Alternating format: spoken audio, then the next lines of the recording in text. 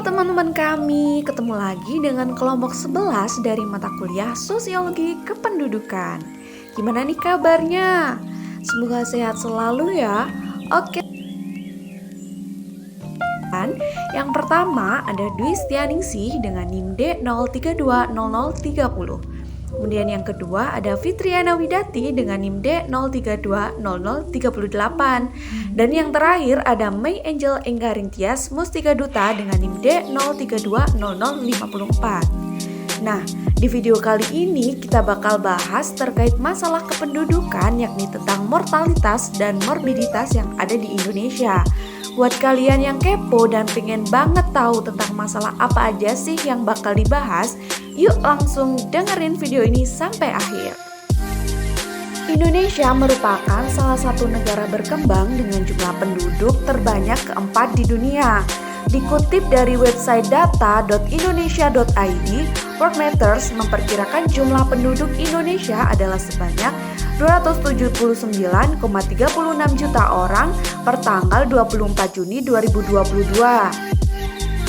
Tentunya persoalan mengenai kependudukan menjadi salah satu masalah yang kompleks, di mana tingkat pertumbuhan penduduknya yang relatif tinggi serta diiringi persebaran penduduk yang tidak merata.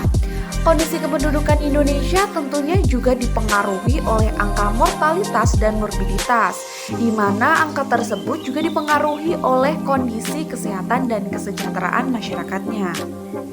Yang pertama ada mortalitas. Menurut Utomo 1985, mortalitas atau kematian dapat diartikan sebagai peristiwa hilangnya semua tanda-tanda kehidupan secara permanen yang bisa terjadi setiap saat setelah kelahiran hidup. Besar kecil tingkat kematian ini dapat merupakan petunjuk atau indikator bagi tingkat kesehatan dan tingkat kehidupan penduduk di suatu wilayah. Yang pertama ada faktor dalam mempengaruhi mortalitas. Faktor-faktor yang mempengaruhi kematian dibagi menjadi dua, yaitu yang pertama faktor langsung atau dari dalam, kemudian yang kedua yaitu faktor tidak langsung atau faktor dari luar. Untuk faktor dari dalam yaitu berupa umur, jenis kelamin, penyakit, kecelakaan, kekerasan, dan bunuh diri. Kemudian faktor tidak langsung atau faktor dari luar itu meliputi tekanan baik psikis maupun fisik, kemudian kedudukan dalam perkawinan, kemudian kedudukan sosial ekonomi, tingkat pendidikan, dan lain sebagainya. Kemudian yang selanjutnya ada sumber data mortalitas. Cara mengetahui sumber data kematian dapat diperoleh dari berbagai macam sumber, antara lain yang pertama sistem registrasi vital. Di Indonesia belum ada sistem registrasi vital yang bersifat nasional, maka Indonesia tidak mungkin memperoleh data kematian yang baik dari sistem registrasi vital. Kemudian yang kedua yaitu dari sensus dan survei penduduk. Data ini diperoleh melalui sensus atau survei yang dapat digolongkan menjadi dua bagian, yaitu yang pertama bentuk langsung atau direct mortality data, kemudian yang kedua yaitu bentuk tidak langsung atau indirect mortality data. Kemudian yang ketiga yaitu caranya dengan penelitian.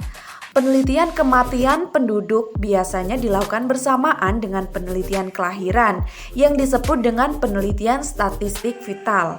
Kemudian yang keempat yaitu perkiraan atau estimasi. Tingkat kematian dapat diperkirakan menggunakan pendekatan tidak langsung, yakni dengan cara mengamati tahapan kehidupan dari waktu ke waktu. Kemudian pembahasan yang kedua yaitu mengenai morbiditas. Morbiditas sendiri berasal dari kata morbiditis dan dalam bahasa Indonesia menjadi morbidity yang secara bahasa diartikan sebagai keadaan tidak sehat atau disebut angka kesakitan.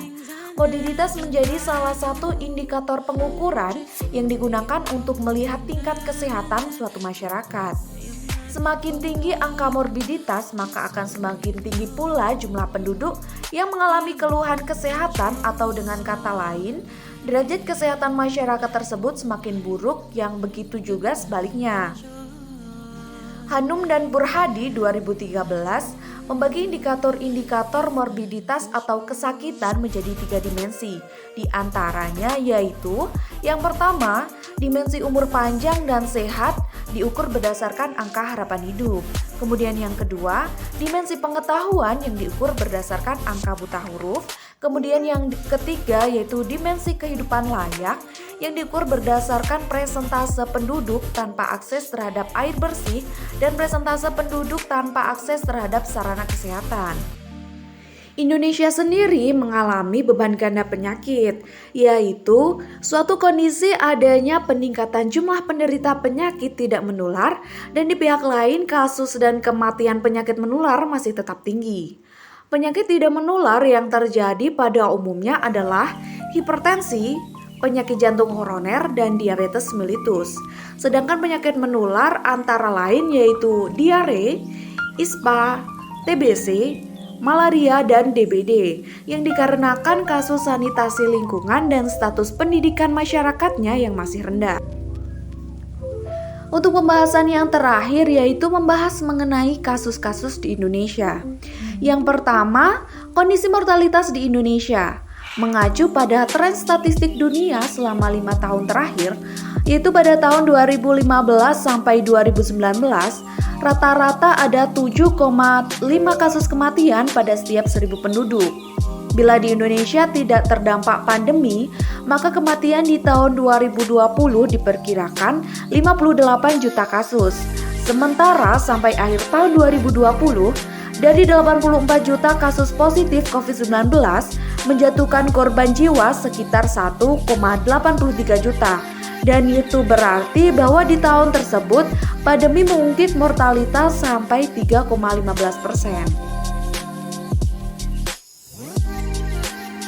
Kemudian yang kedua yaitu kondisi morbiditas di Indonesia. Nusa Tenggara Barat atau NTB menjadi salah satu provinsi dengan angka kesakitan atau morbiditas tertinggi di Indonesia pada tahun 2020. Berdasarkan data Badan Pusat Statistik atau BPS, angka kesakitan di provinsi tersebut mencapai 21,9% pada tahun lalu. Posisinya disusul oleh Nusa Tenggara Timur atau NTT yang mengalami angka kesakitan sebesar 19,17%. Jawa Tengah berada di urutan ketiga lantaran angka kesakitannya mencapai 16,86%. Nah, udah paham kan terkait apa itu mortalitas dan morbiditas di Indonesia? Kalau gitu kita pamit undur diri dulu ya.